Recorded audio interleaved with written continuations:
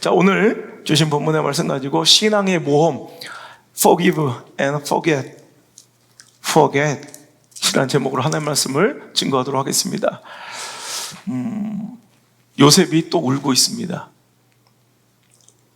자기 감정을 억제하지 못한 채 자기 시종들을 두루 물리고 아무도 없는 곳에서 통곡하며 오열하고 있습니다. 그 소리가 바로의 궁궐에 다 들리도록 말입니다. 요셉의 통곡과 그 눈물은 그의 인생 내내 그를 사로잡고 있었던 그 큰 성공과 남들이 다 부러워할 만한 축복에도 불구하고 그를 늘 목마르게 했고 그의 마음을 늘 헛헛하게 했고 그의 심령을 갈급하고 메마르게 했던 그의 찢기고 갈라진 상처난 마음에 쏟아져 내리는 담비였을 것입니다. 42장 지난주의 말씀에 요셉의 통곡과 눈물은 자신도 잊고 있었던 자신의 내면의 깊은 상처가 형제들로 인하여 드러났고 또 눈앞에 있는 그 형들로 인해 그 상처가 드러난 상처가 막 쑤셔지는 고통 속에서 그는 오열하고 통곡했다면 오늘 45장의 그의 눈물은 이제 비로소 그의 삶의 그 마음에 모든 상처가 회복되고 또 치유되며 용서되고 정말 이제 진정한 평안과 진정한 마음의 안정이 찾아와서 정말 이제 마음껏 울어보는 이제 쓰디쓴 눈물이 아닌 달콤한 환희와 승리의 평강의 축복의 눈물이었을 것 같습니다. 요셉을 통해서 여러 가지 시험을 받고 또 이해되지 않는 여러 가지 사건들과 시련들을 통해 요셉의 형들은 지난날의 죄를 뉘우치고 회개할 기회를 얻었고요.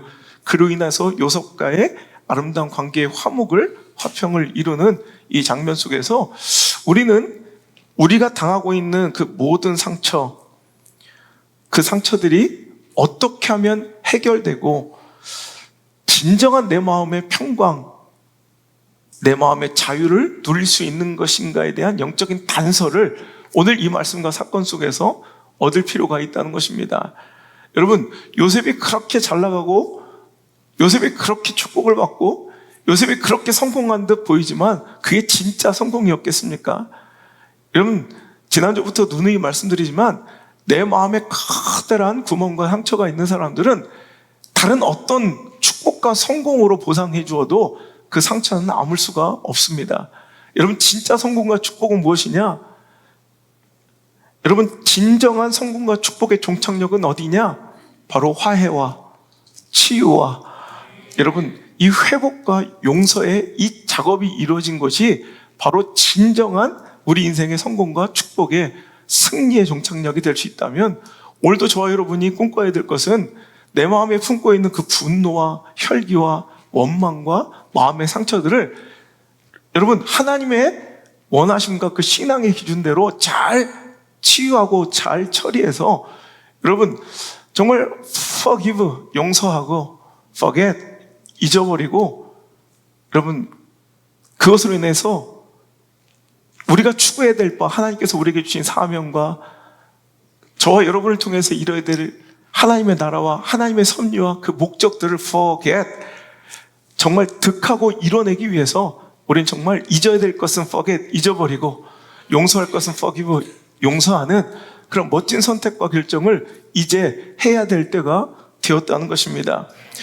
우리가 생각할 때는요 상처는 되게 수동적인 것이라고 생각해요. 상처는 받는 거예요.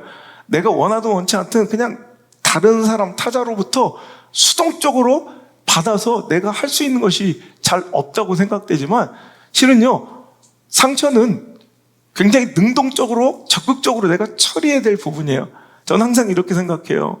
상처를 주는 것, 상대방으로부터 상황으로부터 상처를 원치 않는 내 삶의 형편을 통해 받는 상처는 물론 여기까지는 수동적인 거예요. 이렇게 생각하십시오. 누군가가 우리 집 앞에 더러운 쓰레기를 버려요. 이건 내 선택이 아니에요. 그죠? 쓰레기를 우리 집 앞에 버렸어요. 이게 상처예요. 이것까지는 우린 수동적으로 당하는 거예요. 하지만 그 말같지 몰상식한 인간이 버린 쓰레기를 열받아 하면서 집안의 안방으로 들여놔요. 여기서부터는 적극적, 능동적인 상황이에요. 무슨 얘기인지 아세요? 여러분, 상처를 주는 것까지는 그 상대방과 상황이 주는 수동적인 작업 같지만, 이제부터 우리는 여기서부터 적극적으로, 능동적으로 선택해야 돼요. 그 쓰레기를 내 집에 들일 것인가? 차곡차곡 그 쓰레기를 쌓아놓는 사람이 있다는 거예요. 여러분, 만약에 다른 사람이, 옆집 사람이 막 우리 집에 쓰레기를 버렸어요, 마당에. 그럼 여러분, 그것을 갖고 집안에 들여놔요? 차곡차곡 쌓아놔요? 여러분, 이런 어리석은 선택은 하지 않을 거예요. 하지만 우리 감정의 쓰레기는 그렇게 처리하더라는 거예요. 누군가가 나에게 상처를 던졌어요. 근데 그 상처를 차곡차곡 내 마음 한구석에 쌓아놓고 있는 사람들이 있어요. 그래서 나는 썩은 내 악취가 바로 분노예요, 적개심이에요, 복수심이에요, 원망이에요. 이제 아시겠어요? 여러분, 오늘 우리는요, 그런 식으로 내 안에 있는 상처를 여러분 수용해서는 안 된다는 거예요. 버나데트 느바라는 사람이 이런 얘기해요. 우리는 자신을 더 이상 상처 주지 못하도록 결정할 수 있다. 여러분, 우리는요, 상처를 더 이상 내가 상처 받지 않도록 결정할 수 있는 선택과 권리가 있는 사람들이에요. 즉, 오늘도 내 마당 앞에 던진 그 쓰레기를 방 안에 들여놓지 않을 권리와 여러분 선택을 할 수 있는 자들이라는 거예요. 오늘도 미련하게, 어리석게 남이 던진 그 상처를, 그 더러운 쓰레기를 내 마음, 우리 집 안방 거실에 차곡차곡 쌓아놓고 있었던 사람들이 있다면 적극적으로 선택하십시오. 던지는 것은 네가 할 수 있어도 절대로 이 쓰레기는 내 집에 들여놓을 수 없어. 오늘 선언하시길 바랍니다. 마더 테레사는 사랑을 주지 않고서는 얻을 수 없고 용서하지 않고서는 행복을 찾을 수 없다. 여러분, 오늘 말씀의 제목이 여기서 나왔어요. 여러분, 얻을 수 없어요. 사랑하지 않고 용서하지 않고서는 행복을 얻을 수 없고, 하나님께서 우리에게 주시는 진정한 축복을 우리를 통해서 이루신 하나님의 그 나라를, 나에게 허락하신 하나님의 사명을 forget, 얻기 위해서라도 우리는 forget, 잊고 forgive, 용서하는 적극적인 신앙의 반응들을 여러분 오늘도 해야 된다는 거예요. 용서는 누군가, 상대방을 위한, 타자를 위한 나의 선택 같지만 실은요, 가장 적극적인 나를 위한 방어고요, 내 삶을 위한 가장 아름다운 선택일 수 있다는 거예요. 우리 용서와 잊음은 남을 위한 선택이라고 생각하고 반응이라고 생각하지만 실은 가장 큰 수혜자는 바로 나 자신이라는 거예요. 자, 그렇다면 우리는 상처를 이렇게 요셉처럼 치유하고 잘 회복하고 용서하기를 원하는데, 그럼 이 상황, 치유될 수 없는 상처를 어떻게 치유할 수 있을 것이며, 저 용서할 수 없는 저 자들을 어떻게 용서할 수 있을 것인가?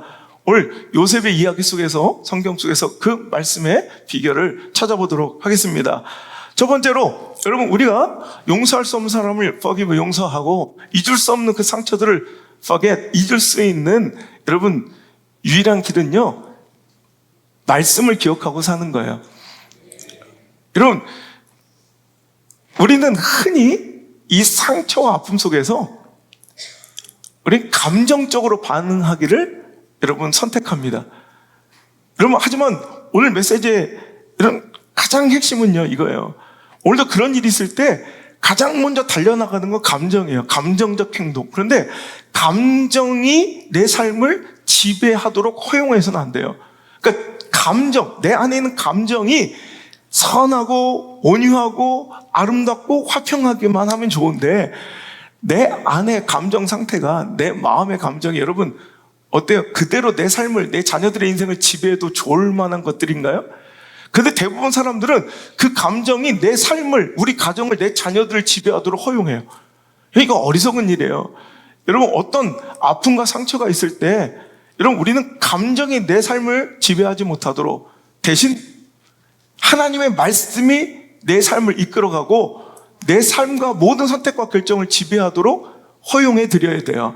자, 오늘 이 놀라운 회복이 시작되는 장면. 자, 다시 한번 우리 지난주 말씀 42장을 뒤로 돌아가 보면, 자, 요셉은 형들을 만나서 잊혀진 듯 20여 년 전 17살 때 그 아픈 상처가 후벼지고 쑤셔지고 막 드러났어요. 너무 아파요. 자, 일단 자기는 그들의 생명을 취할 수도 있는 절대 권력의 자리에 놓여 있어요. 감정적으로 반응했다면 어떻게 해요? 형들 모가지를 치거나 감옥에 가두거나 아주 처절하게 죽을 때까지 복수하면 돼요. 하지만 그는 감정적으로 반응하지 않아요. 즉 오늘도 그가 감정적으로 그 상황을 대하지 않아요. 그의 삶을 이끌어간 것은 하나님의 말씀, 하나님 그에게 주신 약속, 하나님 주신 꿈이었다는 거예요. 자, 우리 42장 8절 9절 한번 읽어볼게요. 8절 9절 읽겠습니다. 시작. 요셉은 그의 형들을 알아보았으나 그들은 요셉을 알아보지 못하더라. 요셉이 그들에게 대하여 꾼 꿈을 생각하고, 자, 스톱. 자, 보세요. 요셉은 지금 이런 상처가 다 드러나고 오늘도 막 감정이, 원한이, 원망이, 분노가, 혈기가, 적개심이, 복수심이 막 감정이 뛰쳐나가려고 할 때 그의 모든 감정적 선택을 딱 중단시켜버리고 막은 것은 하나님이 그에게 주셨던 꿈이에요. 아니 이게 몇 년 전 꿈이에요. 여러분 이 시대에는 하나님의 말씀이 이렇게 성경이 없었던 시절이기에 여러분 하나님의 계시고 하나님의 묵시고 그죠? 하나님의 말씀이고 하나님의 약속이라 표현할 수 있는, 그는 17살 때, 지금 17살 때 이 꿈을 받았던 요셉은 13년이 지나 30의 총리가 되었고요. 그 이후로 7년의 이제 풍년이 있었고 그 이후로 2년의 흉년이 있었던 터라 지금 이 꿈을 꾼 이후로 몇 년이 지난 거예요? 무려 22년이 지난 거예요. 22년. 여러분 지난주 설교는 기억해요? 요셉과 나와의 다른 점은 무엇입니까?를 한번 찾아봐야 돼요. 점검해 봐야 돼요. 여러분 결국 승리는 누구의 것인가? 말씀 붙들고 사는 사람이에요. 하나님 약속 붙들고 사는 사람들이에요. 요셉은 17살 때 말도 안 되는 꿈을 꿨어요. 여러분 누가 봐도 자신의 형들이, 자기의 엄마 아버지가 자기에게 절하는, 자기를 우뚝 세워 존귀하게 세우신다는 하나님의 사명, 하나님의 꿈을 17살 때 받았다고요. 근데 요셉은 17살 때 받은 그 말씀, 오늘로 이야기하자면 여러분 이렇게 어릴 때 받았던 이 하나님이 나에게 주셨던 이 설교 말씀 하나, 신화원정대를 통해 성경 통독 가운데 뭔가 나를 감동시켰던 하나님의 말씀, 하나님 나에게 주셨던 비전과 그 약속을 기억하는 거예요. 여러분 17살 때 받았던 말씀, 자 우리 17살 한번 손 들어. 17살짜리 누구야? 17살이 누구지 여기? 저 17살 저런 친구가 누구야? 준수야? 저 나이에 받았던 약속을 40살이 된 거예요. 40살 다 된 거예요. 그러니까 지 아버지 나이가 됐을 때도 기억하고 있는 거야. 여러분 이거 굉장히 강력한 겁니다. 여러분 어떤 사람은요 말씀을 붙들고 살아요. 여러분 어떤 상황과 처지와 형편을 딱 접했을 때 말씀이 기억나요. 그럼 회복되는 거예요. 아무리 말씀을 주고 눈물을 흘리고 아멘을 외쳐대도 여러분 자기의 상황과 정작 자기의 형편과 정작 자기의 문제가 여러분 닥쳤을 때는 말갛게 그 말씀을 잃어버리고 말갛게 하나님의 약속을 잃어버린 채 결국 내 인생을 견인하는 힘은 말씀이 아니더라는 거예요. 하나님의 약속이 아니더라는 거예요. 하나님 주신 꿈이 아니더라는 거예요. 뭐예요? 상황, 처지, 형편, 가능성, 확률, 이 잠시 눈앞에 유불리 따위가, 내 감정과 관계 따위가 내 인생을 이끌어가고 여러분 견인하고 있더라는 거예요. 여러분 감정이 지배하고 이끌어간 삶의 결말은 무조건 실패입니다. 감정적으로 반응하고 감정적으로 선택하고 내 감정적으로 반응한 사람은 나중에 후회할 일들, 정말 잊고 싶은 또 다른 상처, 아픔들을 여러분 또 생산하고 만들어갈 뿐이라는 거예요. 여러분 하나님의 말씀을 가슴에 품고 살아가십시오. 하나님의 약속을 여러분 잃어버리지 말고 망각하지 말고 살아가십시오. 저마다 하나님 주신 약속들이 있고요. 저마다 가정마다 하나님 주신 비전과 약속들이 있고요. 저들의 인생마다 하나님 주신 말씀이 있어요. 근데 정작 그 말씀을 기억하고 말씀을 품고 말씀을 붙들지 못하고 살아가니 매번 상황마다 처지마다 횡포마다 문제마다 흔들리고 넘어지고 자빠지고 불안해 하더라는 말이에요. 여러분, 하나님 말씀을 가슴에 품고 그 약속을 믿고 살아가는 사람들, 그 인생이 바로 강력한 인생입니다. 하나님 주신 말씀, 약속을 소홀히 경히 여기지 않고 기억하고 가슴에 새기고 살아가는 사람들이 결국 승리합니다. 성공합니다. 그러면 반면에 감정대로 행동하고 마음의 그 감정, 복수, 원망, 미움, 질투, 혈기, 여러분 이것을 담고 살아가는 사람들은 불행해요. 자신을 스스로가 망치는 실은 자살, 자책, 자학 같은 선택과 결정들이 내 감정대로 선택하는, 여러분 감정대로 반응하고 내 감정대로 행동하고 내 감정을 근거하고 기반해서 한 선택과 행동들이 여러분 나중에 후회하지 않았던 적이 있는가 보세요. 여러분 말씀대로 선택하고 하나님 주신 말씀이 기준되어 선택한 모든 행동과 결정들은 나중에, 지금은 힘들어도 나중에 행복해요. 하지만 여러분 감정을 기반으로 감정대로 선택했던 그 결정들의 결말은 항상 불행하고 항상 어둡더라는 거예요. 항상 후회되더라는 거예요. 여러분,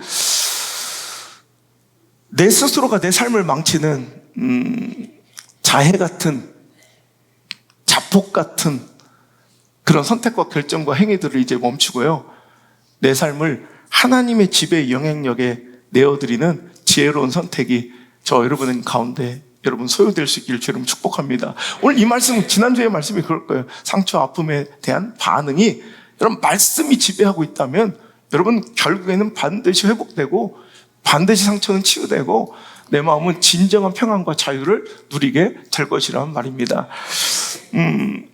여러분 화를 내고 감정대로 반응한다, 분노하는 것은 실은 내 자신과 영혼을 망친다는 것, 여러 가지 근거와 예화로 말씀드릴 수 있는데, 여러분 재미있는 연구조사가 얼마 전에 나온 적이 있는데, 미국의 오하이오 대학에서, 미국의 오하이오 대학에서 연구진들이 연구를 했는데 재미있는 실험이에요.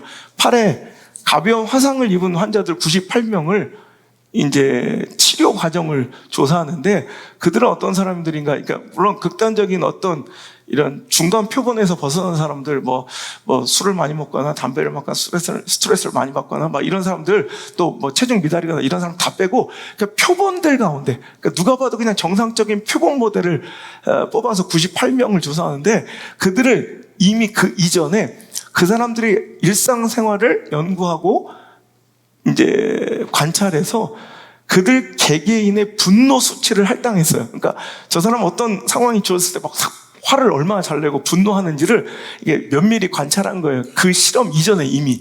그래서 어떤 사람 분노 게이지, 저 사람 1, 2, 3, 4, 5, 6, 7, 8, 9, 10 해서 그 사람들에게 분노 수치를 할당했어요. 그리고서 그 98명 각자의 분노 수치를 가지고 이제 자기는 모르죠. 제가 분노 게이지가 얼마인지. 그런데 그 수치를 할당한 다음에 98명의 치료 과정을 조사를 했는데 재밌는 아주 유의미한 결과가 나왔는데요. 분노를 잘하는 사람, 막 감정대로 화를 막 잘 내는 사람들은요, 일반적인 그 자기 화와 분노를 잘 컨트롤하는 사람보다 이 회복되는 치료의 과정이 무려 4일이 더 걸린대요. 4일이. 그러니까 결국 뭐예요? 회복이 더딘 거예요. 물론 이전에도 여러분 성격이 사납고 거칠고 화를 잘 내는 남자일수록 심장병, 고혈압, 뇌졸중에 걸릴 확률이 현저히 높다는 연구 결과는 다른 연구 실험에서 논문으로 많이 나온 적이 있어요. 근데 이거는 진짜 화를 잘 내고 분노, 감정대로 살아가는 사람들이 어떤 상처가 회복되고 치유되는 과정에서 지대한 영향을 미치더라는 거예요. 스트레스 호르몬인 코디졸의 분비가 영향을 미친다고 연구 논문은 기록되어 있는데, 이 코디졸은 사람이 막 분노하고 스트레스를 막 엄청 받을 때 생산되는 이 호르몬인데, 이 코티졸이 분비가 되면 우리 몸의 상처를 치유하고 재생시키는 필수적인 호르몬인 이 시토킨이라는 호르몬의 감소를 유발한다는 거예요. 그러니까 오늘도 코티졸이 많이 화를 내고 분노하고 원망하고 혈기를 내면 코티졸이 분비가 되면서 오히려 내 상처와 내 삶의 진짜 정상적인 것으로 회복시키고 재생시키는 절대적인 필요 호르몬인 이 시토킨의 이 발생을 호르몬을 확 줄여버려서 회복을 더디하게 만든다는 거예요. 여러분 보세요. 오늘 우리 삶 속에서 여러분 분노하고 화내는 이 감정대로의 반응은 실은 결코 내 안에 있는 그 상처를 치유하고 회복하는 데 도움되지 않아요. 유명한 포항 스틸러스 축구단의 실험 아시죠? 포항 스틸러스 선수들한테 눈으로 시각적으로 보여주고 사람들이 격려하고 칭찬하고 서로에게 대화하는 게 얼마나 중요한지를 보여주고 시각적인 효과를 보여주기 위해서 여러분 유명한 실험, 그 동영상에도 많이 나와요. 포항 스틸러스 축구단의 숙소에 화분 2개를 놨어요. 고구마 화분.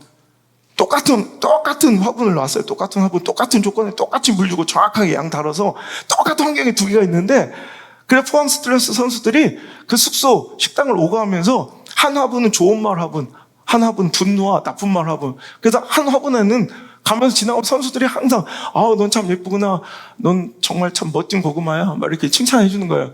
근데 한쪽은 분노하고 열받을 때 그 분노를 막 욕을 막 원망을 이 화분에 쏟아내라고 그랬어요. 손대지 말고.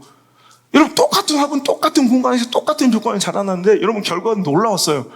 좋은 말 화분은요 되게 물론 왕성하게 자랐는데, 똑같이 심어놓고 똑같은 조건을 공급했던 이 나쁜 말 화분, 원망과 분노를 쌓여있던 이 화분은 손도 안 댔는데 말라 죽어가요.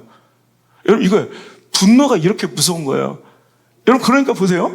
분노를 내가 막 표출하고 살아가는 건 그 사람의 나에게 상처를 던져준, 쓰레기를 던져준 사람을 향했지만 실은 그 분노가 미치는 절대적인 공간은 다 내 삶의 주변이고 내 공간이에요.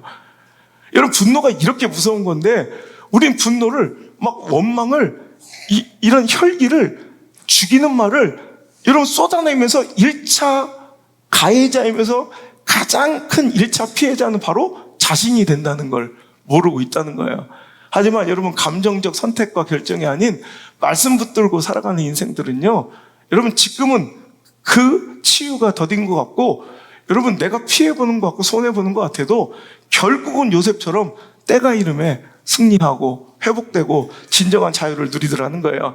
자, 결론은 심한 상처, 억울한 분노, 정말 분노를 막 유발할 수 있는 상황, 배신당했을 때 내 감정이 내 삶을 지배하도록 결정짓도록 하지 말아야 되고, 그 대신 하나님 말씀이 내 삶을 지배하고 내 인생을 결정짓고 주도하시도록 허용하고 말씀만을 확 내 생명줄처럼 붙드는 지혜가 또 결단이, 용기가 필요한 줄 믿습니다. 어찌 보면 우리 이성과 본능을 거스르는 모험이에요. 하지만 여러분 오늘도 감정이 아닌, 오늘도 쏟아내는 분노가 아닌 하나님 말씀과 약속을 붙드는 영적 신앙의 모험을 통해서 요셉 같은 진정한 자유와 축복을 누릴 수 있도록, 여러분 오늘도 진정한 회복과 승리가 이루어질 수 있도록 여러분 소망하고 꿈꿔보시는 귀한 전환점이 이번 설교가 될 수 있도록, 이 말씀이 될 수 있도록 주 예수 그리스도 그 소망의 이름, 그 역전의 이름, 그 승리의 이름으로 여러분을 축복하기를 원합니다. 제가 지난주에 집회를 저 인천으로 가다 보니까요, 인천 이렇게 가다 보면 서해안 고속도로 빠져서 경부 타다가 이렇게 서해안 빠질 때 딱 만나는 평택 분기점이 있는데, 야 거기가요 항상 보면 되게 차들도 많이 몰리면서 되게 사고가 많이 나요. 야 그 평택 분기점에 가봤더니 레카차가 사고를 기다리며 20대가 쫙 서 있어요. 여러분 안 그래도 사고가 많이 나는 곳인데 갓길을 레카차들이 꽉 차 있으니까 오히려 어떤 위급 상황이 있을 때 실은 피할 수 있는 다른 선택의 공간마저도 차단되어서 실은 더 사고가 더 유발되고 있어요. 근데 어떤 직업을 내가 막 비하하자는 건 아닌데 참 안타깝고 불행하다는 생각 들었어요. 저 사람들은 저렇게 하루 종일 누군가 사고 나기를, 누군가 박살을 나기를, 누군가 깨어지기를 기다려야 되는 저 마음은 어떨까? 이제 아마 익숙하고 반복되다 보니까 그거에 대한 마음에 어떤 걸림이나 이런 부딪힘도 없을 것 같아. 사고만 나면 아싸? 이럴 것 같아. 난 그게 너무 불행한 인생 같아. 여러분 사이버 레카라고 들어보세요. 사이버 레카? 요즘에 여러분 사이버에 그 유튜브 상에 누군가의 상처와 약점과 누군가의 실패가 드러나면 막 득달같이 달려들어서 그것을 파헤치고 그것을 막 그냥 발각시키고 드러내서 돈 버는 사람들을 사이버 레카라고 불러요. 이번에 찌양이라는 유튜버의 과거에 정말 슬픈 상처, 이런 한 여인으로서 정말 끔찍한 상처와 아픔을 가지고 있대. 그 수많은 폭행과 갈취 속에서 헤어나지 못했던 그 여인의, 난 그 영상을 한 번도 본 적은 없지만, 그렇게 두드려 맞고 아프면서, 그걸 또 돈 벌려고 막 먹을 때 그게 얼마나 힘들었을까. 여러분, 나는 알지도 못하고 좋아하지도 않는 유튜버인데도 그냥 한 여인으로서, 한 인간으로서 마음이 아프대. 근데 그 뒤에 제가 분노했던 사건이, 그의 상처가 발각되고 드러나자 사이버 레카들이 먼저 득달같이 달려 연합으로 그 남의 상처와 아픔과 단점을 막 실수를 폭로하고 발각시켜서 돈 버는 그 사이버 레카 연합들이 찌양한테 돈을 갈취했다는 거야. 난 이걸 보면서, 남의 상처와 아픔을 저렇게 악용하고 저 상처를 득달같이 달려들어 저렇게 막 파헤치고 쑤시고 아프게 하는 저 모습이 어떤 때는 교회에서 보일 때가 있진 않은가. 여러분, 영적인 사이버 레카들 되지 않길 바랍니다. 여러분, 옛날에 세상에 이런 일이에서 취미로 닭을 키우는 한 아저씨 이야기가 나온 적이 있어요. 그냥 닭을 잡아먹지도 않아. 그냥 동물을 좋아하는데 다른 건 키울 형편이 안 되고, 그래서 닭을 키웠어요. 닭을 한 100마리를 키웠는데, 게살을 몇 분할로 해가지고 몇 칸으로 나눠서 이제 한 10마리씩 해서 이렇게 나눠서 키웠단 말이에요. 그런데 오늘 끔찍한 광경을 목도한 거예요. 무려 10일 만에 11마리 닭이 사체로 발견되는데, 여러분, 그래서 보면 닭 모르고 키운 사람들, 이런 자기가 너무 놀라운 광경을 봤다고 요즘에 이렇게 글 올라온 사람들 많아요. 아마추어들이 닭 키울 때 이런 실수들이 많은데, 보니까 막 닭이 완전히 막 아침에 가보니까 내장까지 다 파헤쳐져서 완전히 다 갉아먹힌 이런 사체로, 끔찍한 사체로 발견된 일이 종종 있어요. 그래서 막 쪽제비가 들어왔나 아무리 우리를 보수하고 그 게살을 아무리 보완해도 그 다음에도 계속 닭들이 죽어나가고 막 내장을 다 갉아먹는 거예요. 다 파헤쳐서. 근데 열흘 만에 11마리가 이런 끔찍한 사체로 발견됐는데, 카메라로 찍어보면, 여러분, 글쎄 그 닭들이 자기 가족을 잡아먹는 거예요. 닭들이 자기 친구를, 한 마리가 탁 하다가 타겟이 되면 막 몰려와서 그의 항문부터, 연약한 부분부터 쪼기 시작하고 피를 낸 다음에 거기서부터 깃털을 뽑아 탁 쪼아서 나중에 이 내장을 다 파먹어요. 여러분 보세요. 닭은 원래 그런 동물이 아니잖아요. 근데 이런 일이 종종 일어나요. 그래서 그 사람이 도대체 왜 이런 일이 일어나는지 모르겠다고, 애들이 왜 갑자기 괴물닭으로 변했는지. 닭은 닭 안 먹잖아요. 거의 곡식이나 먹고 좀 별식이 필요하면 지렁이 정도 먹지, 닭이 닭을 먹진 않잖아요. 근데 막 괴물닭으로 변해서 서로를 막 죽이고 막 배를 갈라서 내장을 막 끄집어 먹어요. 이런 끔찍한 광경이 왜 일어나는가 전문가한테 물어봤더니 영양소 결핍이래. 닭이 날이 추워지면 단백질을 더 요구하는데, 이 아마추어들은, 좀 이렇게 전문가가 아닌 사람들은 매번 주던 양을 준다는 거야. 사료나 혹은 그 사료에도 단백질 같은 것들이, 영양소가 결핍되면 이 닭들은 참다 못해 이제 죽을 것 같은 고통 속에서 누군가를 쪼아서, 누군가를 죽여서 그 상처를 후벼 파서 그걸로 자기가 먹고 살아야 되는 거야. 저는 그 끔찍한 모습 속에서 은혜가 결핍된 성도들과 교회들의 모습을 봤어요. 여러분, 교회들이 갈등하고 맨날 싸움질하는 교회들 보면 은혜가 없어요. 은혜가 없으면 뭐예요?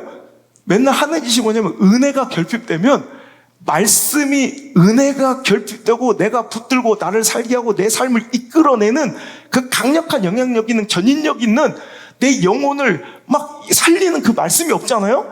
그러면 뭐 해야 돼? 서로 물고 뜨고 죽여야 돼. 상처를 그냥 두지 못하고 몰려들어 완전히 그 상처를 파괴해버리는 끔찍한 괴물들이 되어버린다는 거예요. 여러분, 그래서 우리에게 말씀은 생명입니다. 말씀의 은혜는 정말 필수에 결핍되어서는 안 될 영양소입니다. 여러분, 말씀 붙들고 사십시오. 은혜에 목숨 거십시오.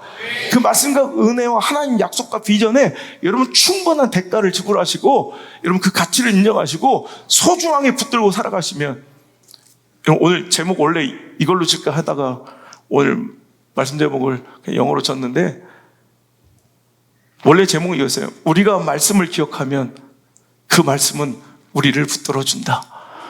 내가 말씀을 기억하면 그 말씀은 나를 붙들어 줍니다. 우리 가정이 말씀을 붙들면, 여러분 기억하고 살아가면 그 말씀은 우리 가정을 붙들어 줘요. 여러분, 내 인생이 하나님 말씀을 기억하면 그 하나님의 말씀은 내 인생을 붙들어 줘요. 오늘도 여러분 꼭 붙들고 살아가야 될, 기억하고 살아가야 될 하나님 나에게 주신 약속과 말씀은 무엇입니까? 요셉은 17살 때 그 말씀 하나를 기억했기에, 그 꿈을 기억해냈기에, 상황을 보지 않고 정말 그 사람의 그 형편없는 몰상식한 모습을 보지 않고, 여러분 그거 바라보면 막 상처를 내 안에 쌓아두게 돼요. 하지만 그는 뭐 했어요? 하나님 말씀 기억. 하나님 이런 꿈 주셨지, 이런 말씀 주셨지, 말씀을 붙들고 살아가니 그 말씀은 그의 인생을 붙들어 주더란 말입니다. 두 번째, 우리가 상처를 치유하고 우리가 용서할 수 없는 그 상황을 용서할 수 있는 두 번째 비결은 내 인격, 내 관점이 아닌 하나님의 관점과 하나님의 수준으로 그 상황을 바라보고 이해하기.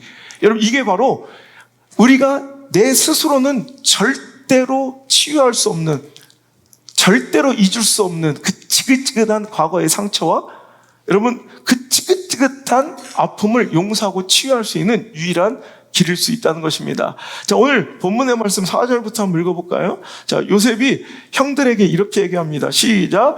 요셉이 형들에게 이르되 내게로 가까이 오소서. 그들이 가까이 가니 이르되 나는 당신들의 아우 요셉이니 당신들이 애굽의 판자라. 당신들이 나를 이곳에 팔았다고 해서 근심하지 마소서, 한탄하지 마소서. 하나님이 생명을 구원하시려고 나를 당신들보다 먼저 보내셨나이다. 이 땅에 2년 동안 흉년이 들었으나 아직 5년은 밭갈이도 못하고 추수도 못할지라. 하나님이 큰 구원으로 당신들의 생명을 보존하고 당신들의 후손을 세상에 두시려고 나를 당신들보다 먼저 보내셨나니, 그런즉 나를 이리로 보낸 이는 당신들이 아니요 하나님이시라. 할렐루야. 여러분, 상황에 대한, 오늘 마주 대한 이 상처와 상황에 대한 요셉의 정확한 신앙적 인식을 보세요. 여러분, 요셉의 아주 정확한 영적 해석 능력을 보라는 거예요. 여러분, 믿음이 무엇입니까? 하나님께서 우리에게 주신 이 상황과 처지와 형편을 여러분 영적으로 해석해낼 수 있는 능력이 바로 믿음인 거예요. 영적인 해석 능력은 그 기준이 뭐예요? 하나님의 관점, 하나님의 목적, 하나님의 차원으로 이해하는 거예요. 오늘도 여러분, 아픔과 실패와 상처는 우리에게 막 절망이고 분노를 유발할 수밖에 없는 거예요. 그거는 비신앙적 선택이에요. 비신앙, 내 육체적, 내 인간적 수준으로 이해하고 그 상황을 바라보면 죽여버리고 싶고, 이가 갈리고 아프고 욕이 나오고 막 혈기가, 복수심이 끌어올라야 되는 거예요. 자, 이건 내 수준, 내 차원에서의 상황의 이해예요. 하지만 오늘도 이 상황을 이해하고 용납하고 잊을 수 있는 유일한 길은 뭐예요? 내 수준, 내 눈으로 보지, 내 관점으로 보지 말고 전지적 작가 시점, 전능하신 하나님의 관점, 1인칭 허접한 내 시점으로 보지 말고 하나님의 전능하신 시점, 전지적 작가 시점으로 그 인생을 보니까 이해가 되는 거예요. 오늘 그래서 그는 정확하게 이 상황에 대해서 영적으로 해석할 수 있는 능력이 생긴 거예요. 뭐라고 얘기해?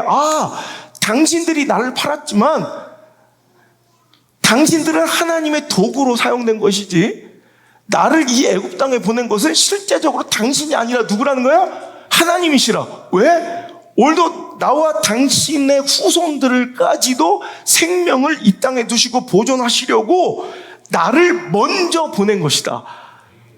그런즉 나를 이리로 보낸 이는 당신들이 아니요 하나님이십니다.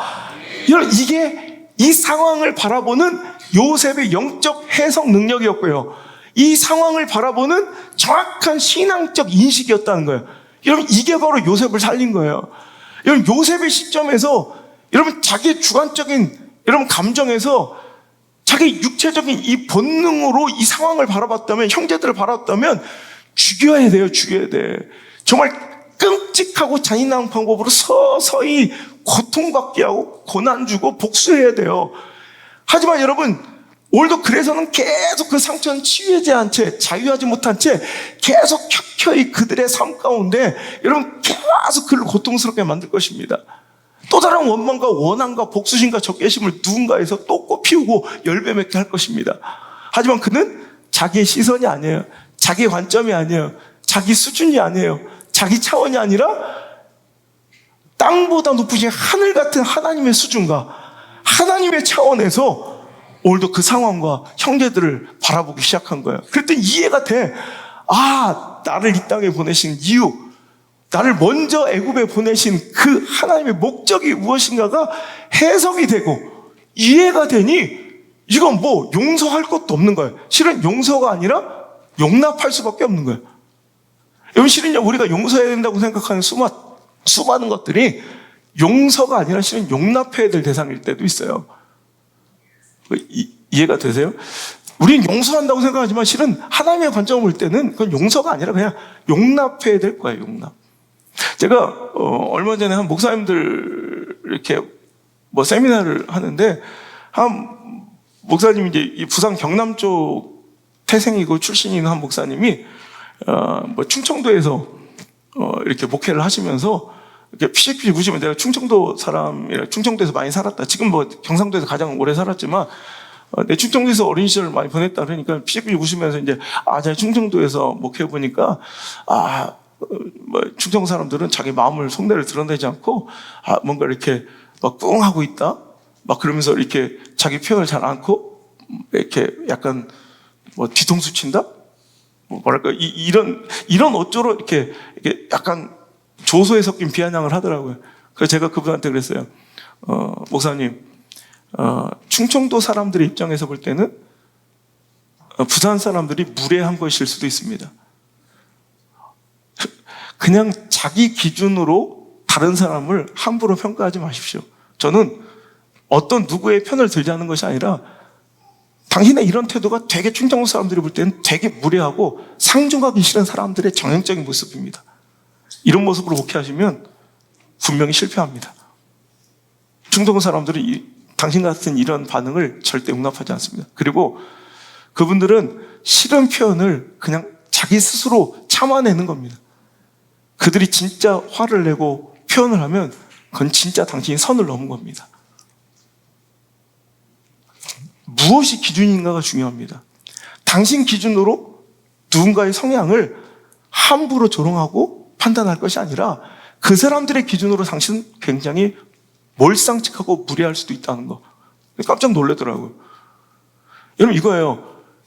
그것은 당신이 품어주고 용서할 게 아니라 그냥 용납하는, 하나님의 관점에서 보면 여러분, 뭘 내가 용서할 것도 아니야. 여러분, 요셉이 뭘 형들을 용서해요? 용납하는 거지. 그죠? 하나님의 관점에서 보면 다 이해가 되는 거야, 이게.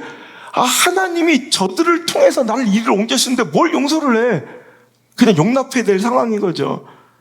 여러분, 요셉의 이 상황 인식을 보세요. 저는 이게 되게 부럽더라고. 여기서 그는 계속 무엇을 얘기하냐면, 당신들이 나를 이곳에 팔았다는 것으로 인해서 근심하거나 한탄하거나 자책하지 마세요. 자, 보세요. 하나님이 생명을 구원하시려고 나를 당신들보다 먼저 보내셨습니다. 먼저 보내셨어요. 자, 5절. 그리고 7절에도 하나님이 큰 구원으로 당신들의 생명을 보내고 당신들의 후손을 세상에 두시려고 나를 당신들보다 먼저 보내셨어요. 자, 그의 인식 속에서는, 그의 상황에 대한 해석, 그 인식관에는 무엇이 녹아있냐면, 자기는 하나님께서 이런 큰 목적을 두고 나를 파송하신 사명자라는 인식이 있는 거예요. 이거 굉장히 놀라운 인식이에요. 굉장히 놀라운 인생관이고요. 굉장히 놀라운 신앙의 가치관이에요. 자, 내가 이런 상처를 받았는데, 내가 이렇게 찢어졌는데, 내가 이렇게 고통스러웠는데, 나는 피해자요가 아니라 나는 뭐라는 거예요? 사명자라는 거예요.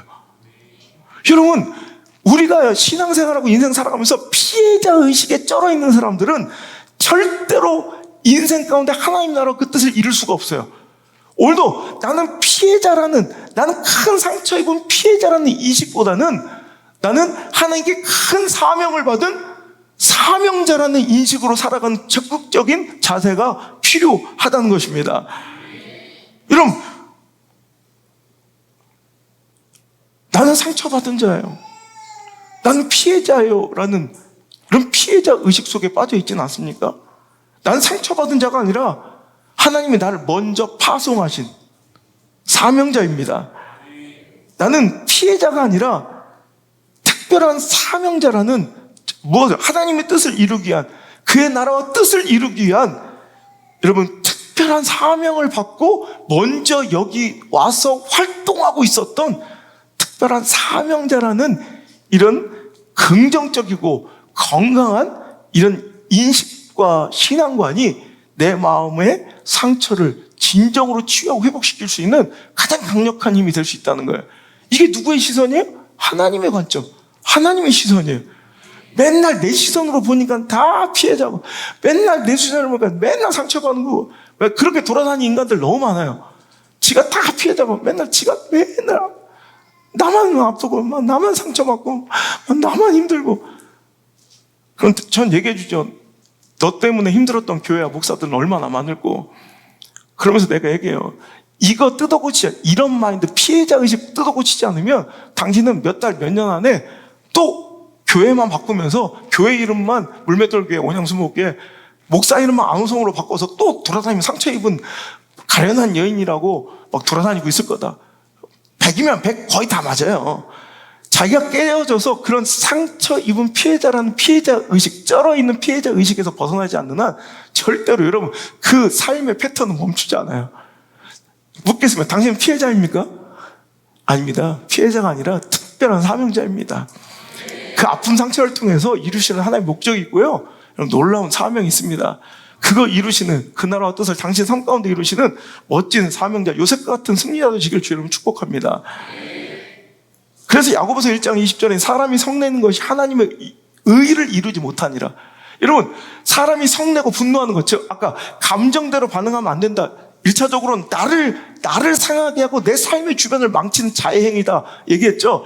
그런데 더 이 성내고 분노하는 감정적 행동이 더 위험한 것은 바로 하나님의 하나님의 뜻을 이루지 못한대요. 자, 오늘 요셉의 사명자가, 자, 특별히 하나님의 뜻을, 그 나라를 이루려고 애굽에 먼저 왔는데 사명자의 인식이 없었다. 그럼 어떻게 돼요? 감정적으로 피해자 인식 속에서는 분노밖에, 복수밖에 할 게 없어요. 그럼 어떻게 돼요? 하나님의 나라가, 하나님의 의가 이루어지지 못한다고 야고보서 1장 20절은 말씀하고 있어요. 또 잠언서 24장, 너는 행악자들로 말미암아 분을 품지 말며 악인의 형통함을 부러워하지 말라. 하나님의 명령에 왜? 오늘도 여러분, 이런 분노와 성냄과 인간적인, 육체적인, 감정적인 선택과 반응과 행동들은 하나님 나라를 이룰 수 없게 만들고 내 마음과 틀, 내 인생과 내 삶과 내 신앙의 전체 영역을 하나님의 나라가 아닌 사탄의 놀이터로, 사탄의 사역장으로 만드는 정말로 영적인 실패와 필패를 여러분 예견할 수 있는 선택이기 때문에 절대로 우리는 감정적으로 반응하지 말고 하나님의, 내 수준으로 반응하지 말고 내 시선으로 해석하지 말고 내 감정이 아닌 하나님의 관점과 하나님의 차원과 하나님의 수준으로 내 상황과 그 상대를 바라볼 수 있는 영적 시선이, 여러분 그 해석 능력이 여러분 열릴 수 있는 축복이 이 말씀 가운데 일어나길 주 여러분 축원합니다. 제가 기도하면서 이 말씀 준비하면서 하나님, 단 한 가정이라도, 단 한 사람이라도, 제가 보니까 다 상처 입은 영혼들이야. 저 상처가 저를 짓눌러 저 인생을 정말 침체와 절망으로 끌어내리지 않게 하시고, 이 말씀이 저들의 영적 정신을 탁 차리게 해서 영의 눈으로 바짝 뜨게 해서 내 육체적 허접한 인본주의 계산과 관심이 아닌, 차원과 수준이 아닌 하나님의 높으신 차원과 수준으로 이 상황을 이해할 수 있는 사명자의 인식이 저들의 삶 가운데, 심장 가운데 불붙게 하여 주옵소서. 이게 제가 말씀을 준비하면서 했던 기도예요. 누군가에게 여러분 그 심장에 사명자의 불이 붙는 그 뜨거움이 소요되는, 쩔어있는 피해자 인식 속에서 맨날 구질구질하게 살지 말고 나는 사명자라는 인식 속에 이 상처를 통해 하나님 이루시는 요셉 같은 하나님 나라 뜻을 이루려는 여러분 불타오른 사명자 인식으로 펄떡펄떡 뛰는 사자 같은 심장 소리가 넘쳐나는 그런 저와 여러분 되시길 주여로 축원합니다. 여러분, 분노는 하나님의 의를 이루지 못하는, 즉 분노는 내 안에 하나님의 통치가 아닌 내 내 에고가 강화되고 살아 날뛰는 시간이라는 거예요. 내가 감정적으로 분노하면 하나님 나라가, 하나님 통치가 이루어져요? 아니에요. 하나님 의가 이루지 못하니라. 즉 내가 감정적으로 분노하고, 여러분 내 감정적으로 판단하고 선택하는 것은 내 안에 자아가 날뛰는 거예요. 에고가 살아 날뛰는 시간이라는 거예요. 하나님 통치가 이루어지지 못하는 거죠. 그러면 이런 분노는 어떻게 여러분 내 삶 속에서 열매를 맺느냐? 이제 선악간의 단정 짓기를 좋아해요. 그 나는 선이라는, 절대 선이라는, 여러분 지금 한국교회와 이 한국 사회의 가장 구질적인, 가장 위협적인 신앙의 요소가 바로 이거예요. 나는 절대 선이라는 인식이 있어요. 그래서 상대방은 절대 악이에요. 여러분 이래서는 안 돼요. 여러분 나를 절대 선으로 아예, 그리고 상대방은 절대 악으로 이분법화하고 여러분 서로를 갈라치게 하는 곳에서는 하나님 나라의 역사가 절대로 이루어지지 않아요. 여러분 내가 선이라고, 절대 선이라고 생각하니, 여러분 나와 조금만 의견이 다르고 노선이 다르면 다 절대 악으로 보이겠죠. 악마로 보이겠죠. 여러분 이게 과연 옳은 신앙의 길일까요? 라는 거예요. 그것이 벌써 내가 사탄의 지배받고 이미 내 마음이 사탄의 영역이 되었다는 증거예요. 아무리 내가 선한 가치를 추구하며 분노하고 있어도 여러분 그것은 절대 하나님 역사와 하나님 일하신 방법이 아니에요. 이건 분명해요. 그러니 하나님의 뜻을 어떻게 이룰 수 있을까요? 바로 오늘도 내 안에 분노가 내 수준 안에서 나를 스스로 지혜롭게 여기고 절대 선으로 여기는 이런 이분법적 구조 속에서 누군가를 악으로 단정짓고 절대로 용서할 수도, 절대로 화합할 수도, 절대로 화목할 수도 없는 절대 악으로 가정하는 이 이분법 속에서는, 이 갈등 속에서는 절대로 하나님 나라는 이루어질 수 없어요. 바로 이 분노가 바로 사탄의 지배받고 있다는 증거예요. 내 마음이 어느 순간 사탄의 영역이 되었다는 증거예요. 그러나 용서는 내 삶에 하나님의 통치가 강화되고 내 마음이 하나님의 영토가 되었다는 증거예요. 용서는 원래 인간의 언어가 아니에요. 여러분 인간에게 허용되는 단어가 아니에요. 절대로 여러분 용서가 인간이 할 수 있습니까? 여러분 용서는 절대로 인간의 언어가 아니고 하나님의 언어예요. 절대로 인간에게 허용될 수 있는 단어가 아니에요. 그런데 내 삶에 내 마음이 하나님께 내어드리고 내 삶과 내 마음이 하나님께서 일하시고 하나님께서 통치할 수 있을 때 일어날 수 있는 기적과 같은 사건이 바로 용서라는 거예요. 내 마음에 일어나는 용서는 하나님의 사역이에요. 내 삶에, 내 마음에 하나님이 내주하시고 일하시고 통치하실 때 일어나는 사건. 여러분 그러니까 오늘도 내 수준과 내 차원에서 일어나는 사건이 아니라 하나님께서 내 마음을 차지하셨을 때만이 일어날 수 있는 사건이 바로 용서라는 거예요. 하나님의 은혜를 입은, 하나님을 닮은 자들이 할 수 있는, 예수님 따라가는 길, 자기를 부인하고 자기 십자가를 지고 나를 따라와야 할 것이라는 예수님의 말씀대로 여러분 용서는 자기 부인의 극치이며 예수님 따라가는 십자가의 길의 정점이 바로 용서예요. 그래서 용서는 타고난 성품이나 인격의 수양이 아니라 믿음이 필요한 거예요. 용서하려면 믿음이 필요한 거예요. 은혜가 필요한 거예요. 제자들이 예수님께 저에게 은혜를 주시옵소서라고 막 간절히 엎드려 매달려 하나님께 구하는, 예수님께 구하는 장면이 나와요. 누가복음 17장 4절 5절 읽겠습니다. 시작. 만일 하루에 7번이라도 내가 죄를 짓고 7번 내게 돌아와 내가 회개하노라 하거든 너는 용서하라 하시더라. 사도들이 주께 여짜오되 우리에게 믿음을 더하소서. 여러분, 제자들이 막 그냥 풍랑이 잠재워지고 귀신이 떠나가고 막 물이 갈라지고 무리를 건너 막 이런 역사적 기적을 구할 때 하나님 믿음이 필요합니다라고 요구하고 관청한 것이 아니라, 여러분, 예수님께서 용서를 설교하실 때 너는 형제들이 7번 죄를 짓고 너에게 7번 돌아와서 내가 잘못하고 회개하노라 하면 넌 그 죄를 용서해 줘야 돼 라는 말씀에 갑자기 바짝 엎드리더니 주여 나에게 뭘 달라? 믿음을 주세요.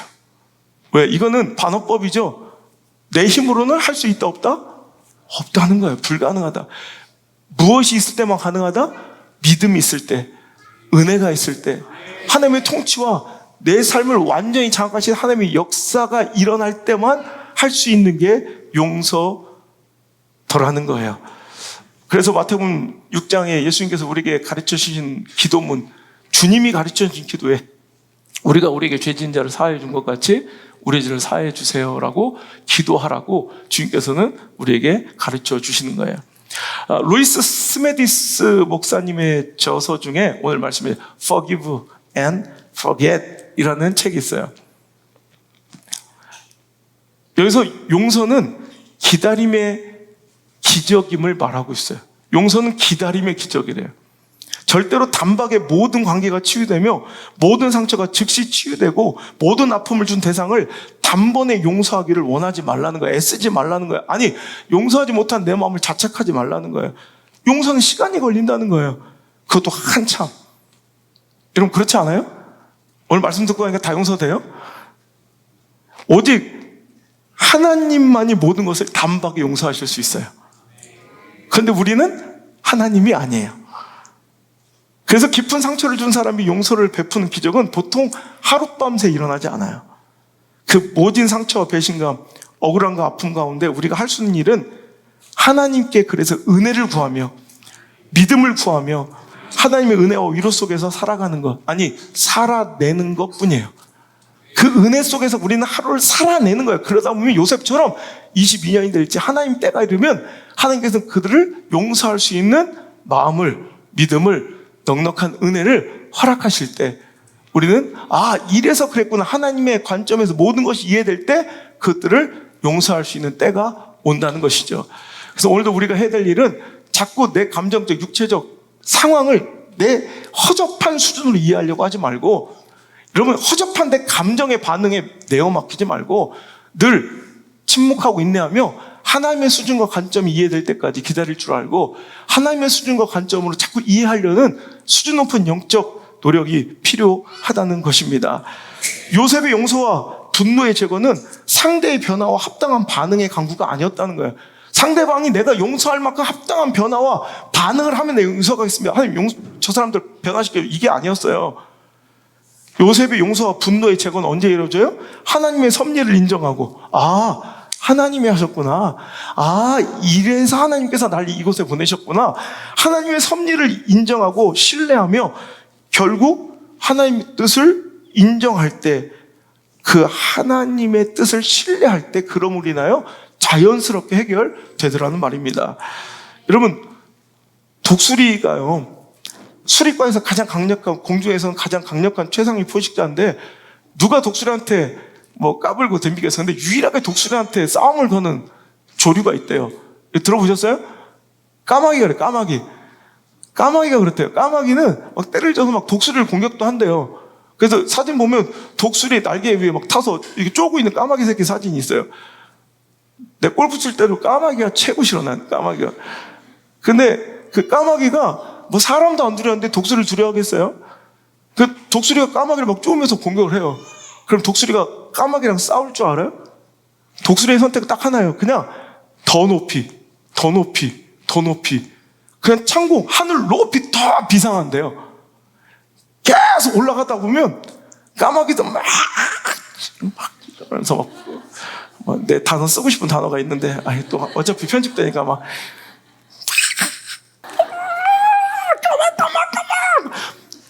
그러면 독수리는 그냥 올라가는데 묵묵히 말 없이 그냥 올라가요. 그러면 어느 수준에 도달하면 까마귀는 산소가 부족해서 희박해져서 까마귀는 후수수수 다 떨어진대요. 그러면 그냥 쑥 묵묵히 독수리 날아가는 거예요.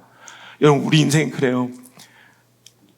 까마귀들을 상대하고 까마귀를 바라보고 상처를 바라보고 날 상처를 주는 그 대상을 막 쥐어잡고 싸우는 게 아니에요. 여러분, 진짜 고수는 올라가는 거예요. 그냥 더 높은 수준의 하나님의 사명과 하나님의 뜻을 이해하고자 그냥 더 높이 올라가는 거예요. 더 숭고하고 아름답고 여러분 고매한 뜻을 향해 더 높이 바라보는 거예요. 하늘 바라봐야 용서되지 땅을 바라보면 절대 용서가 되지 않아요. 오늘 여러분, 오늘도 어떤 상처 아픔 속에서 자꾸 상처를 묵상하면 그건 실패해요. 하나님의 뜻을 묵상하고 하나님의 수준과 기준에서 여러분 오늘도 더 높은 수준에서 여러분 요셉처럼 그 상황을 인식하고 해석할 수 있는 능력, 그 믿음이 우리에게 소유될 때 용서는 이루어집니다. 그 믿음과 은혜 달라고 하나님께 기도할 수 있는 성숙함이 있기를 주 여러분 축원합니다. 원래는 이렇게 말씀을 딱 끝내놨는데 오늘 새벽에 일어나서 내가 막 그냥 한 필에 그냥 다 이건 꼭 얘기하고 싶더라고. 오늘 내가 꼭 이 말씀을 전해주고 싶은 말 못할 상처를 아파하는 분들이 있어서 내가 그 가정들 생각하니까 내 이 말을 꼭 해주고 싶어서 내가 한마디만 더 할게요. 여러분, 결국 용서, 화해, 물론 신학적으로는 이래요. 현실적으로 되세요. 현실적으로 언제 용서할 수 있느냐? 잘 돼야 용서할 수 있어요. 성공해야 품어줄 수 있더라고. 잘 되세요. 성공하세요. 큰 그릇 되세요. 그러면 충분히 품을 수 있어요. 여러분, 요셉처럼 큰 그릇 되고 위대한 인생 되고 여러분 잘 돼야 형제들 품을 수 있는 거지. 어떤 사람들은요, 어쩔 수 없어서 힘이 없어서 그 상황을 받아들이고 그 관계를 지속해야 하는 사람들도 있어요. 그건 용서가 아니에요. 실은 보면. 그러니까 상황 때문에 힘이 없어서 내가 그걸 어떻게 해결할 수 있는, 내가 적극적으로 어떻게 선택할 수 있는 권한이 없어. 요셉은 권한이 있어요. 그러니까 용서하는 거예요. Forgive. Forget. 잊어줄 수 있는 거예요. Forget. 여러분, 하나님 뜻을 위하여는 그 얻기 위해서는 얼마든지 할 수 있는 거예요. 왜? 잘된 사람만 할 수 있는 거예요. 여러분, 오늘도 할 수 없는 상황에서 떠밀려가고 그 상황을 벗어나지 못하는 건 이건 용서가 진정한 잊음이 아니라 이건 불종이고 비굴한 거예요. 여러분, 비굴함과 용서를 여러분 착각해서는 안 돼요. 여러분, 하나님의 놀라운 역사, 하나님 나를 향하신 그 놀라운 뜻을 forget, 쟁취하시길 바랍니다. 그러려면 forget, forgive 하고 살아야 된다는 거예요. 과거의 발목 잡혀서 미래로 전진하지 못하는 어리석음을 범하지 말라는 거예요. 그러니까 오늘도 그 상처 때문에 오늘도 하나님께서 나에게 더 큰 그릇이 되고 더 위대한 인생 되어서 여러분 용서하라는 그 사명을 주셨는데 오히려 그 상처 때문에 요셉의 인생을 하나님께서 막 그 엔진 성장 동력 삼아서 더 큰 자리를 옮기시려 하는데 forgive 하지 못하면 어떻게 돼요? 발목 잡혀서 전진하지 못하는 우를 범한다는 거예요. 오히려 그 상처 때문에 실패하고 상처 때문에 넘어지고 상처 때문에 절망하고 상처 때문에 모든 것을 포기해버리는 이런 나락으로 떨어진 사람들도 얼마나 많은지 몰라요. 그런데 지난주에 말씀드렸던 것처럼 상처가 복이 되고 득이 되고 기회가 돼서 높이 여러분 날아오르고 내가 꿈꿀 수 없었던 축복과 지경을 맛본 사람들도 여러분 전 세계 역사에 얼마나 많은지 몰라요. 여러분 상처가 중요한 게 아니라 상처를 어떻게 반응했느냐가 중요한 거예요.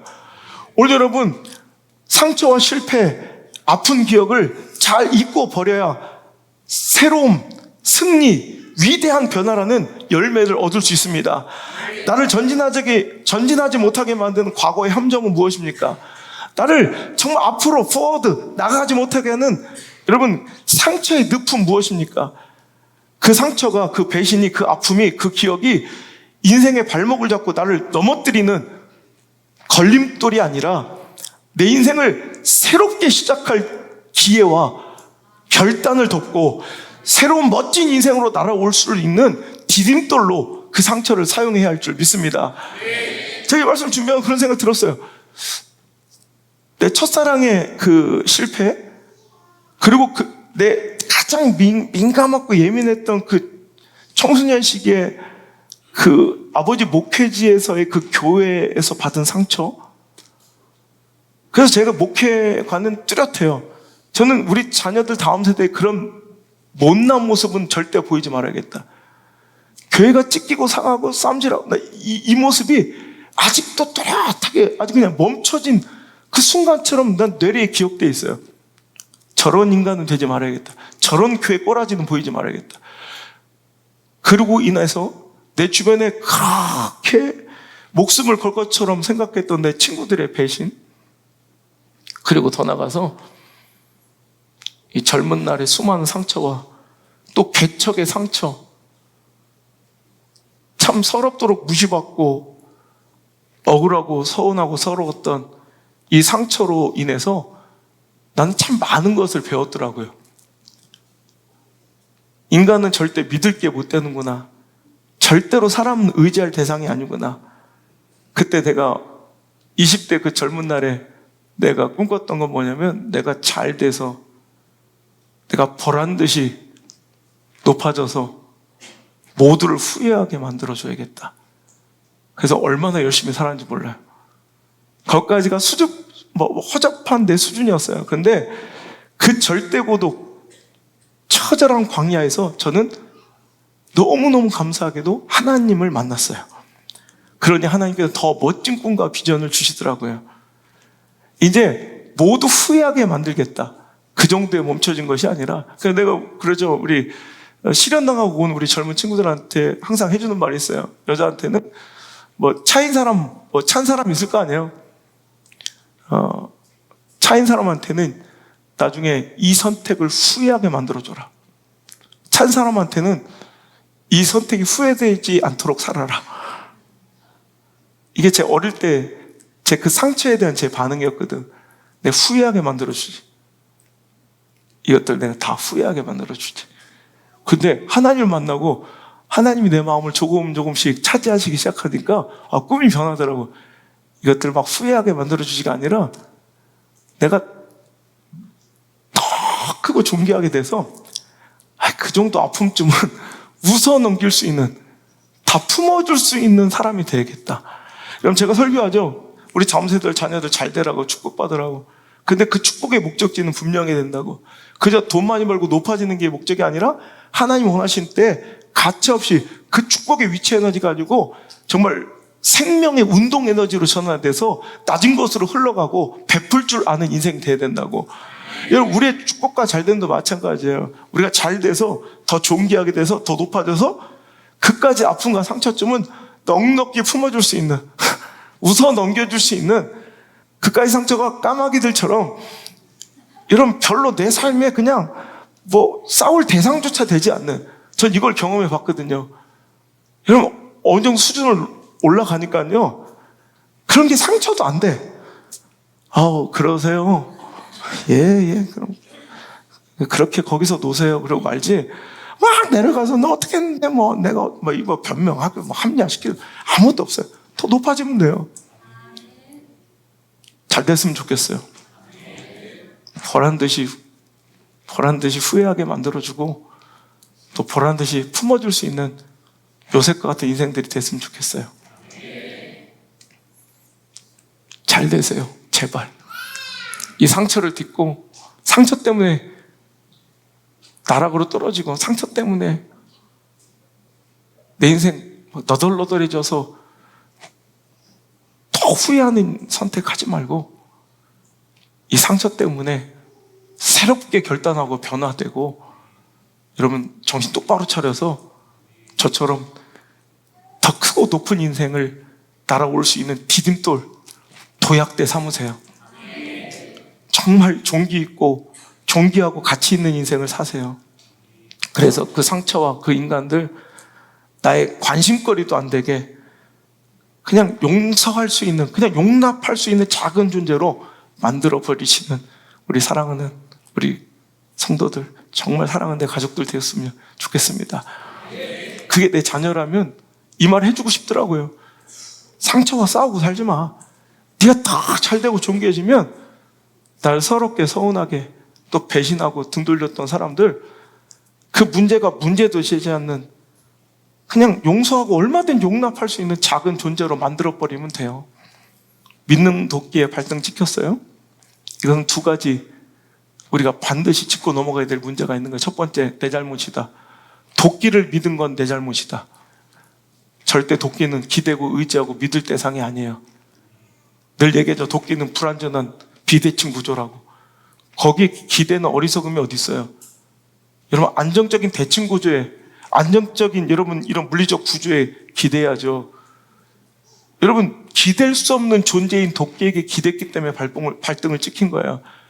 여러분, 이것에서 우리가 얻을 수 있는 기회는 절대로 사람은 기대고 의지하고 신뢰할 수 있는 대상이 아니고 그냥 품고 용납할 대상이다 라는 것을 꼭 인지해야 다음번에 그런 실수가 없고요. 두 번째로 믿는 도끼에 발등 찍혔을 때는 앞으로 내 과거의 실패의 원인이 무엇인가 알았다면 이 상처의 목표는 어디로 향해야 되냐면, 그래, 믿는 도끼가 나를 찍었네?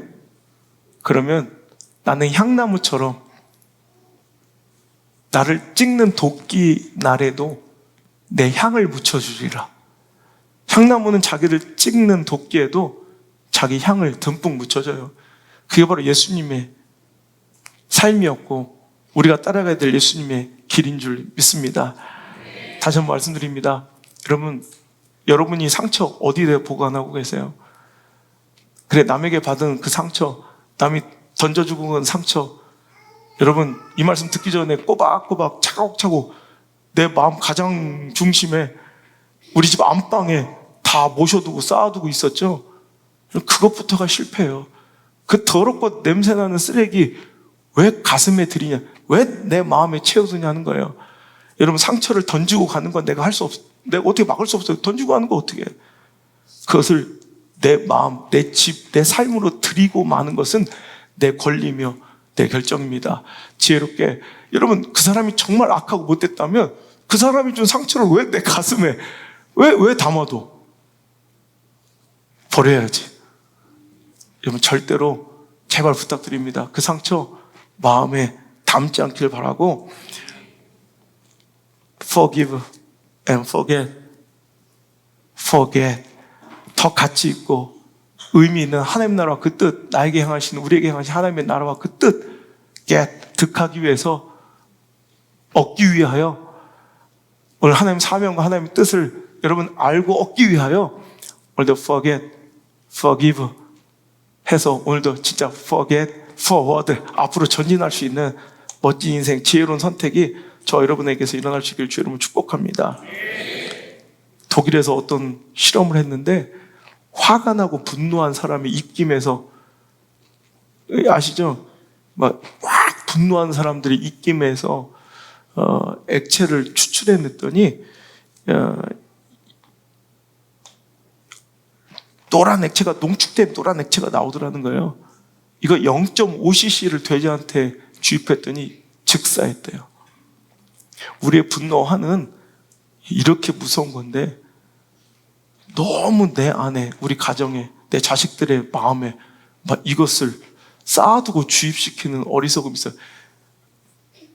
여러분, 몇 cc 독일 막 이런 얘기하면 자기들은 누나를 이렇게 딱 지켜뜨고 어려운 얘기만 하면 막 그래. 여러분, 우리나라의 속담에 이런 말도, 장맛이 나쁘면 집안이 기운다. 들어보셨어요?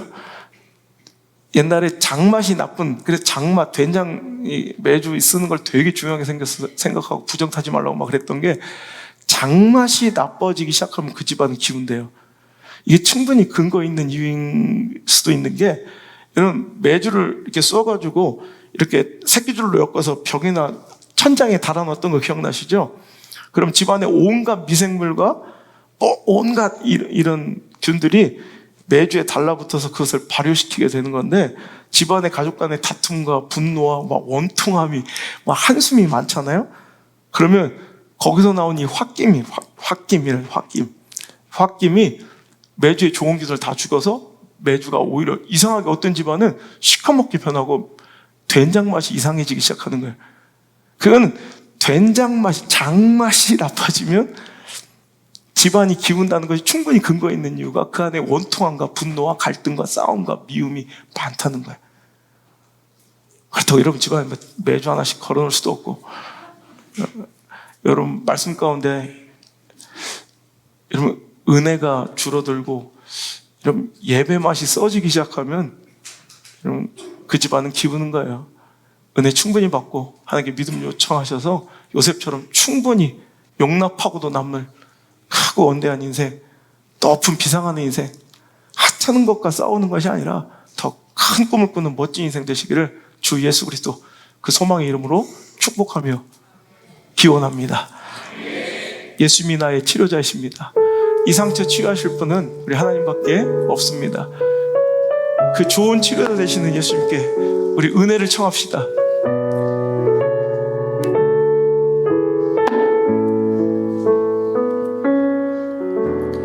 예수 나의 좋은 치료자, 그의 눈이 머무는 곳에 나의 슬픔과 고통, 고개를 들어 그의 눈을 볼 때에 난 알았네. 예수 나의 좋은 치료자, 예수 나의 좋은 치료자, 예수 나의 좋은 치료자, 그의 손길이 닿는 곳은 나의 상처와 아픔, 영원히 그릴 것 같았던 눈물 다 멎었네. 예수 나의 치료자.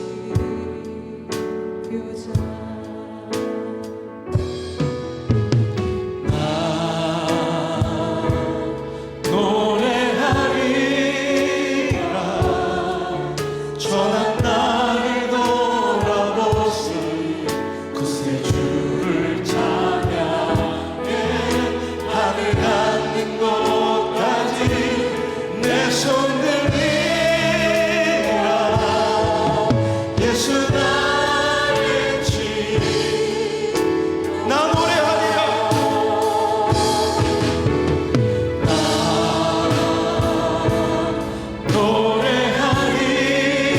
노래하리라.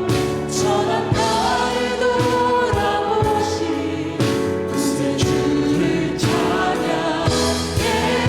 하늘 닿는 곳까지 내 손 들리라.